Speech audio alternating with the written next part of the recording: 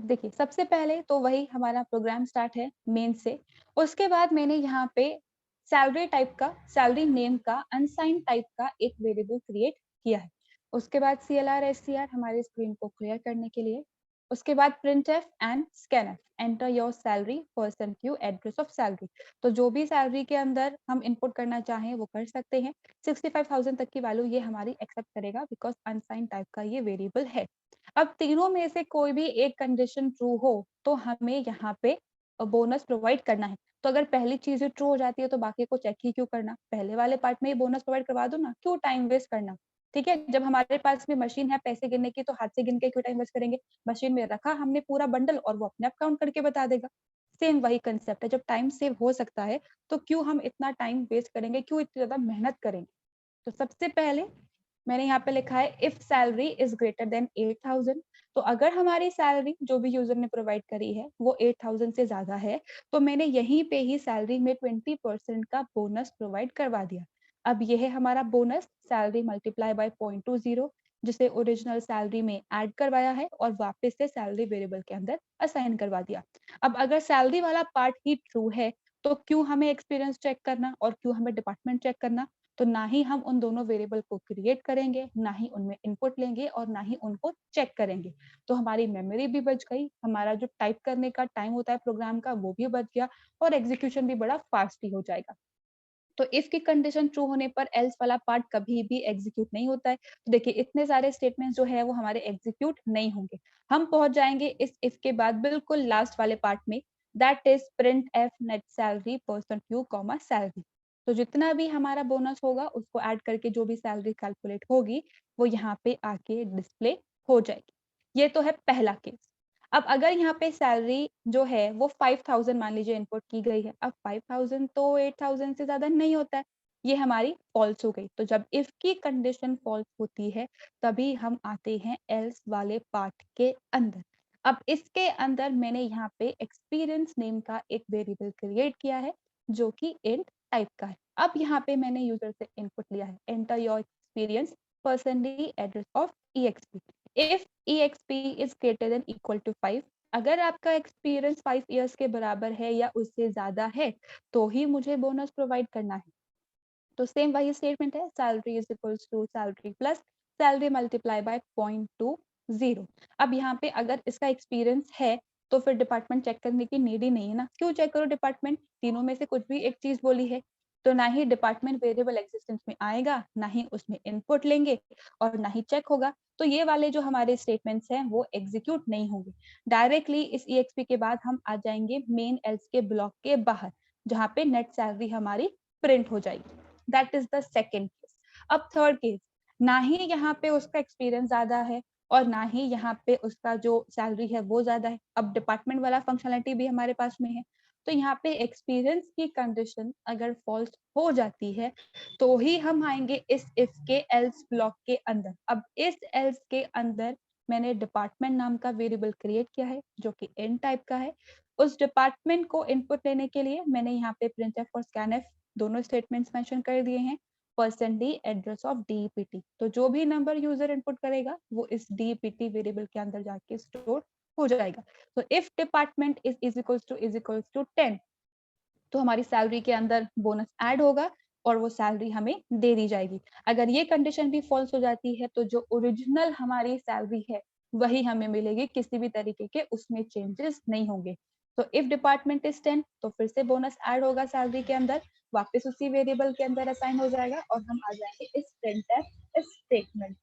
तो तीनों में से कुछ भी कंडीशन अगर ट्रू, तीनों में से कोई से भी कंडीशन ट्रू हो उसके पे हमें कुछ काम करवाना हो तो लॉजिकल और ऑफकोर्स हम काम में ले सकते हैं, या फिर उसका सही और एफिशिएंट जो तरीका है प्रोग्राम को इम्प्लीमेंट करने का वो है ये, एक कंडीशन अगर ट्रू हो गई है तो बाकी को चेक ही नहीं करना। पहली फॉल्स है तो दूसरे पे काम करो और उसको चेक करो। अब दूसरा ट्रू हो जाता है तो तीसरे को क्रिएट करने की जरूरत ही नहीं है, पहला भी फॉल्स है दूसरा भी फॉल्स है तब जाके तीसरे वाले वेरिएबल को हम चेक करेंगे। अब मान लीजिए एक और कंडीशन होती तो यहाँ पे हम फर्दर इस इफ का भी एल्स ऐड कर देते और फिर वहां पे काम करवाते कि हाँ अब थर्ड कंडीशन भी फॉल्स हो गई है तो फोर्थ में क्या काम करवाना है, उस तरीके से। तो depending upon the type of problem जो आपको कहा गया है, सबके ट्रू होने पे काम करवाना है तो ही बोनस मिलेगा, वरना नहीं। तो लॉजिकल एंड किसी भी एक के ट्रू होने पर अगर काम करवाना है और बोनस मिल जाना चाहिए, दैट इज लॉजिकल और। तो कुछ इस तरीके से आप यहाँ पे मल्टीपल इफ एल्स की नेस्टिंग इम्प्लीमेंट कर सकते हो। अब इस प्रोग्राम के अंदर किसी को कुछ कंफ्यूजन?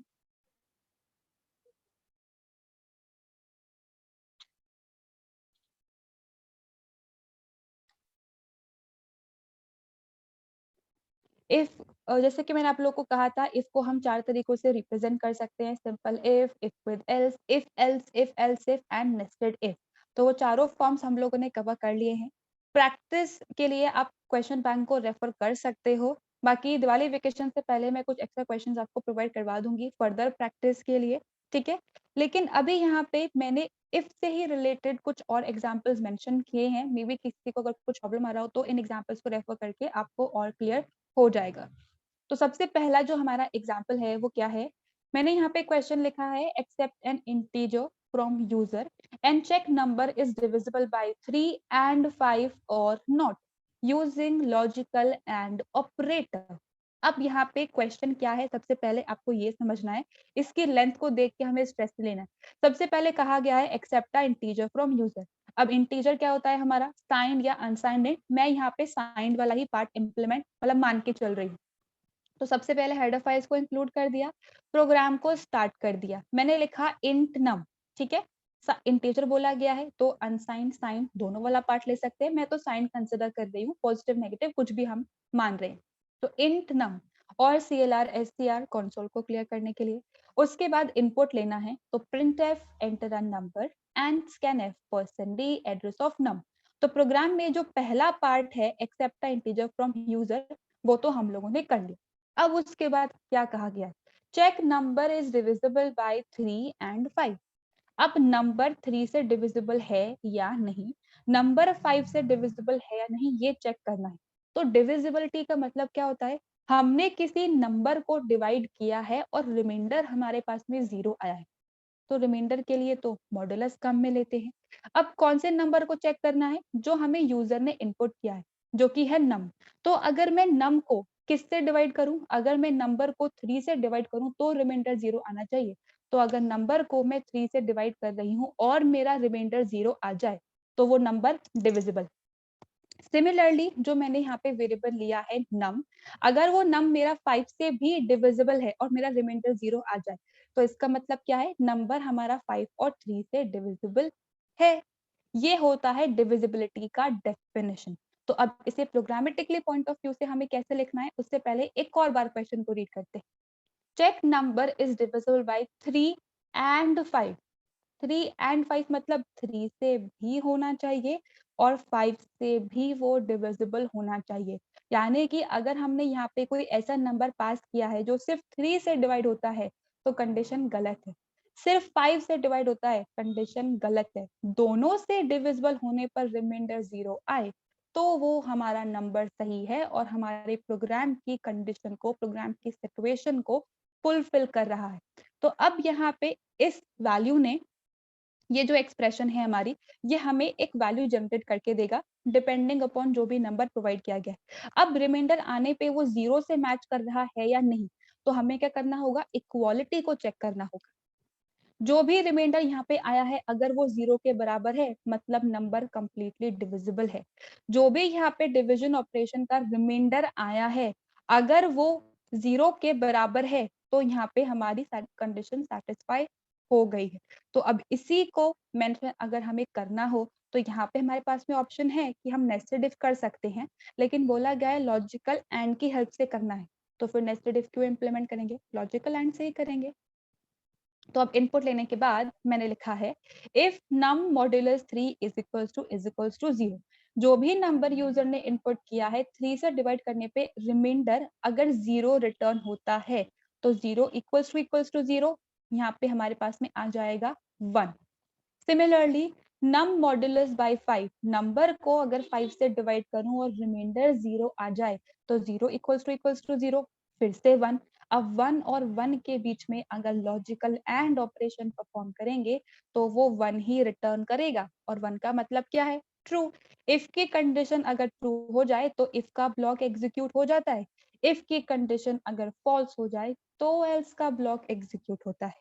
तो अभी तो कंडीशन ट्रू हो गई, तो क्या आएगा, प्रिंट एफ यहाँ पे हमें लिखना है, printf percent D is divisible by 3 and num, और मैंने यहाँ पे लिख दिया कॉमा num। तो जो भी नंबर होगा वो इधर सब्स्टिट्यूट हो जाएगा।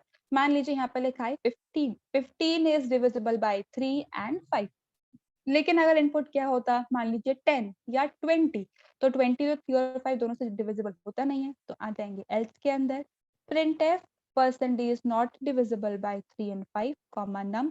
तो 20 is not divisible by 3 and 5। एक बार इसका एग्जीक्यूशन भी देख लेते हैं। मैंने 3 डिफरेंट केसेस, 3 डिफरेंट इनपुट दिए हैं, 3 बारी प्रोग्राम को एग्जीक्यूट किया है। सबसे पहले जब मुझसे इनपुट मांगा गया था तो मैंने नंबर इनपुट किया है 15। 15 को अगर 3 से डिवाइड करूं तो भी रिमाइंडर 0 आएगा, 15 को अगर 5 से डिवाइड करूं तो भी रिमाइंडर 0 आएगा। तो यहाँ पे 3 और 5 दोनों से डिवाइड करने पे जब रिमाइंडर 0 आए तो इफ की कंडीशन ट्रू हो रही है, तो यहाँ पे आएगा 15 is divisible by 3 and 5। Second input 90, 90 को 3 से डिवाइड करूं तो भी रिमाइंडर 0, 90 को 5 से डिवाइड करूं तो भी रिमाइंडर 0। तो यहाँ पे ये वाला भी जो नंबर है वो इन दोनों से डिविजिबल है इफ की कंडीशन ट्रू हो गई। तो 90 is divisible by 3 and 5। Last input 25, 25 को अगर 3 से मैं डिवाइड करूं तो 3 8 24 होता है, रिमाइंडर में 1 बचेगा, लेकिन अगर मैं 5 से डिवाइड करती हूँ तो रिमाइंडर 0 आएगा। तो अब ये जो हमारा नंबर है ये 5 से तो डिविजिबल है पर 3 से नहीं है, और लॉजिकल एंड तो कहता है दोनों होने चाहिए तो काम करेंगे वरना नहीं करेंगे। तो इफ की कंडीशन हो गई हमारी फॉल्स, तो हम आ जाएंगे एल्स पार्ट के अंदर। तो 25 is not divisible by 3 and 5। तो जिस तरीके से मैंने यहाँ पे प्रोग्राम्स को अलग अलग पार्ट्स के अंदर समझकर इम्प्लीमेंट किया है, आपको भी उसी तरीके से प्रॉब्लम को रीड करना है और फिर इम्प्लीमेंटेशन करना है, because this is the beginning phase. आगे जैसे जैसे आप प्रैक्टिस करते जाएंगे तो आप क्वेश्चंस को पिक करना समझ जाएंगे, तो वहाँ पे इम्प्लीमेंटेशन भी आपको समझ में आता जाएगा। अभी के लिए जो पहला पार्ट किया गया है वो करो, फिर दूसरा पार्ट कहा गया है वो करो, उसके बाद जाके लास्ट वाला पार्ट इम्प्लीमेंट करो। तो वही चीज यहाँ पे मैंने इम्प्लीमेंट करी स्टेप बाय स्टेप।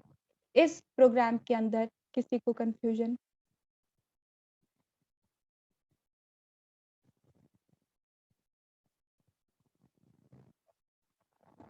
एक और एग्जाम्पल मैंने यहाँ पे ऐड किया है। अपेरेंटली ये हमारा इफ का लास्ट एग्जाम्पल है, इसके बाद will be starting with the next topic. Next selection और ब्रांचिंग का जो हमारा एग्जाम्पल टाइप है दैट इज स्विच। अब यहाँ पे जो क्वेश्चन है उसमें क्या कहा गया है, accept a character from user and check whether it is vowel और not. If it's a vowel, then display message or else terminate the program। बहुत बड़ा क्वेश्चन है, आराम से वन बाय वन सॉल्व करते हैं। सबसे पहले कहा गया है accept a character from user, header files को इंक्लूड किया, मेन को स्टार्ट किया, कैरेक्टर टाइप के वेरिएबल को क्रिएट करने के लिए char data type followed by variable का नाम। तो कैर ch नाम का वेरिएबल क्रिएट हो गया। अब कहा क्या गया है, यूजर से इनपुट लेना। तो वेरिएबल डिक्लेरेशन के बाद clr str printf enter a character and scanf %c address of ch। तो जो भी यूजर इनपुट करेगा उसका वो कैरेक्टर हमारा मेमोरी में जाके स्टोर हो जाएगा, उसकी एस्काई वैल्यू जाके स्टोर हो जाएगी। ठीक है। अब नेक्स्ट स्टेप कहा गया है check whether it is a vowel और नॉट। अब पहले तो वोवल क्या होता है ये पता होना चाहिए। वोवल कौन से होते हैं, ए ई आई ओ यू। अब यहाँ पे हमारे पास में प्रॉब्लम ये है कि कैपिटल में भी कैरेक्टर्स हैं और स्मॉल में भी कैरेक्टर्स हैं। तो यहाँ पे हो सके तो आप दोनों को एक्सप्लेन कर दो, दोनों स्मॉल और कैपिटल दोनों को। नहीं तो किसी एक का एग्जाम्पल लेके भी आप एक्सप्लेन कर सकते हो, अगर थ्योरेटिकल एग्जाम में कुछ इस तरीके की सिचुएशन आती है तो। एक कैपिटल या एक स्मॉल को लेके भी कर सकते हो, और अगर आपके पास में टाइम है तो सारी कंडीशंस लिख के भी आप इम्प्लीमेंटेशन कर सकते हो। तो वॉवल्स क्या है हमारे, ए ई आई ओ यू, पता पड़ गया। अब किसके अंदर आएंगे ये वॉवल, जो कैरेक्टर यूजर इनपुट करेगा उसी के अंदर तो आएगा। तो वन बाय वन जो यूजर ने इनपुट किया है हम मैच कर सकते हैं। जितने भी हमारे पास में वॉवल्स होते हैं उसे हम अगर इस वेरिएबल से मैच कर ले तो पता पड़ जाएगा कि वॉवल है या नहीं है। अब अगर है तो क्या करना है, डिस्प्ले करवाना है कि वो वॉवल है, और नहीं है तो क्या करवाना है, प्रोग्राम को टर्मिनेट कर देना है, यानी कि प्रोग्राम से बाहर आ जाना है। तो यहाँ पे हमें सेम चीज को इम्प्लीमेंट करने के लिए दो काम करने के लिए हमें कहा गया है। अगर ए काम होता है तो ये करना और बी काम होता है तो वो करना। तो जब भी दो स्पेसिफिक चॉइसेस हमें गिवन होती हैं कि आपको दो अलग काम करने हैं, तो वहां पे हम इफ विद एल्स को काम में लेते हैं। ठीक है, तो अब यहाँ पे कैरेक्टर का इनपुट तो ले लिया था। अब नेक्स्ट हमें चेक करना है वोवल है या नहीं। तो इफ ch इज टू ए और ch इज टू e और ch इज टू I और ch इज टू o और ch इज टू u। अब ये तो है हमारे सारे कैपिटल में। उसी तरीके से स्मॉल में भी यूजर इनपुट कर सकता है। तो इस यू के बाद फिर से लॉजिकल और ch इज टू a और ch इज टू e और ch इज टू I और ch इज टू o और ch इज टू u। अगर यहाँ पे कोई सी भी एक कंडीशन हमारी ट्रू हो जाती है तो हमें क्या करना है, सिंपली प्रिंट करवाना है कि जो कैरेक्टर यूजर ने इनपुट किया है वो एक वोवल है। तो %c is a vowel comma ch। तो ch के अंदर जो भी कैरेक्टर होगा वो इधर सब्स्टिट्यूट हो जाएगा और हमारा मैसेज डिस्प्ले हो जाएगा। लेकिन अगर इनके अलावा कोई कैरेक्टर इनपुट किया है b c d g h k, तो यहाँ पे ये वाली कंडीशन तो फॉल्स हो जाएगी। हम आ जाएंगे एल्स वाले पार्ट के अंदर। अब एल्स के केस में हमें ये नहीं कहा गया है कि एरर मैसेज डिस्प्ले कराओ, हमें ये कहा गया है कि प्रोग्राम को टर्मिनेट कर देना है। तो सी लैंग्वेज के अंदर हमारे पास में एक प्री डिफाइंड फंक्शन अवेलेबल है प्रोग्राम को सक्सेसफुली बिना किसी एरर के टर्मिनेट करने के लिए, और वो प्री डिफाइंड मेथड है हमारा एग्जिट। और इस एग्जिट के पैरेंथेसिस के अंदर हमें यहाँ पे 0 लिखना होता है। 0 का मतलब ये है कि बिना किसी एरर को थ्रो करे हमारे प्रोग्राम को सक्सेसफुली टर्मिनेट कर दो। तो अगर हम यहाँ पे वोवल्स इनपुट करते हैं तो मैसेज आएगा। कोई और कैरेक्टर आप इनपुट करोगे तो ये गेट ch का वेट नहीं करेगा, ये तो डायरेक्ट ब्लू वाली स्क्रीन पे आ जाएगा। तो कभी भी अगर कुछ इस तरीके का आपको कहा गया है टर्मिनेट द प्रोग्राम, तो यहाँ पे समझ जाना आपको कि एग्जिट को आपको काम में, एग्जिट का मतलब ही होता है ना कि बाहर निकल जाओ। कहाँ से बाहर निकल जाओ, प्रोग्राम से बाहर निकल जाओ। तो एग्जिट और यहाँ पे पैरेंथेसिस के अंदर 0 पास करना है। 0 का मतलब है बिना किसी एरर को थ्रो किए प्रोग्राम से बाहर आ जाओ। तो अब यहाँ पे इसके बाद मैंने गेट ch लिखा है और ये गेट ch वाला जो पार्ट है ये हमारा तब चलेगा जब इफ की कंडीशन यहाँ पे ट्रू है, क्योंकि इफ और एल्स में से दोनों में से एक ही पार्ट एग्जीक्यूट होगा। तो इफ वाला पार्ट अगर ट्रू हुआ है तो एल्स के अंदर जाएंगे नहीं, डायरेक्ट आ जाएंगे गेट ch पे। फिर वो एक कैरेक्टर का इनपुट करने का वेट करेगा। जैसे ही हम लोग एंटर या एस्केप प्रेस करेंगे फिर आएंगे हम ब्लू स्क्रीन पे। लेकिन अगर हम एल्स में है तो ये किसी भी तरीके का कुछ वेट नहीं करेगा, डायरेक्टली आ जाएगा बाहर। तो कुछ इस तरीके से यहाँ पे हमें चेक करना है कि ये वॉवल है या नहीं। अब यहाँ पे मैंने नेस्टेड इफ काम में नहीं लिया है। क्यों काम में नहीं लिया? क्योंकि काम एक ही करवाना है। %c इज अ वॉवल, तो यहाँ पे आप चाहो तो ऑफकोर्स उसे इम्प्लीमेंट कर सकते हो, लेकिन क्यों इम्प्लीमेंट करेंगे? इम्प्लीमेंट क्योंकि वैल्यू तो सिर्फ एक ही आ रही है ना। देखिए वेरिएबल हमारे पास में एक ही है, ऐसा नहीं कहा गया है कि 4 अलग वेरिएबल आएंगे और चारों को चेक करना है। सिर्फ एक वेरिएबल कहा गया है, तो क्यों मैं उसी की बार-बार नेस्टिंग करूँ? इसलिए मैंने एक ही स्टेटमेंट में यहाँ पे मेंशन कर दिया है। लॉजिकल और के थ्रू मैंने यहाँ पे कंपैरिजंस करवा लिए हैं, क्योंकि यहाँ पे हमें एक ही काम करवाना है। अब एक ही काम करवाना है और एक ही वेरिएबल को चेक करना है, तो सिंपल एक ही स्टेटमेंट में हमारा काम हो जाएगा।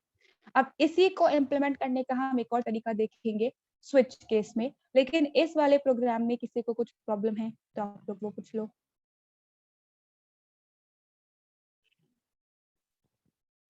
देखिए यहाँ पे जो कैरेक्टर्स हम लोग मैच करने के लिए लिखते हैं, कैरेक्टर्स को हमेशा सिंगल कोट्स में लिखना है।